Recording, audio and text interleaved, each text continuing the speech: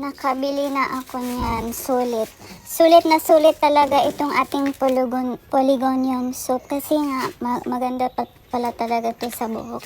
Yung buhok mo, kapag manipis na, pag palagi mo siyang ginagamit, ayan, tutubo talaga yan. Tapos pag marami kang puting buhok, tutubo yung tutubo yung ibang buhok at mapapalitan siya ng maitim na buhok. Ayan, kaya kung sino yung may mga problema dyan sa buhok, pwede po kayong gumamit ng ating Poligonium soap. Murang-mura lang po siya. I-check nyo lang po ang ating Yellow Basket. Marami po dyan mapagpipilian. Kung gusto niyo po makatipid, pumili po kayo ng dalawa para isang shipping na lang po. So, sa murang halaga, may buhok ka na. Ang ganda po talaga nito. So, gagamitin pa. Ang tamang paggamit pala nito is, dapat basahin mo muna yung buhok mo ng maligamgam na tubig.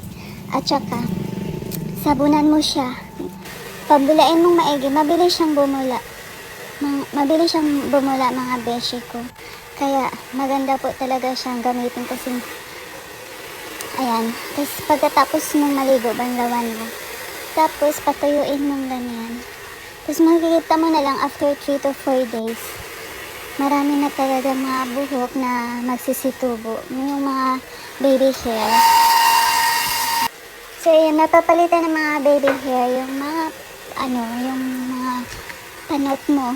Ganyan. So, ayan, ganyan lang. Papatuyuan mo lang ganyan. Di ba ang ganda? Ayan, ang kapal na ng buhok ko kasi nga gumagamit ako ng Poligonium soap. Ayan.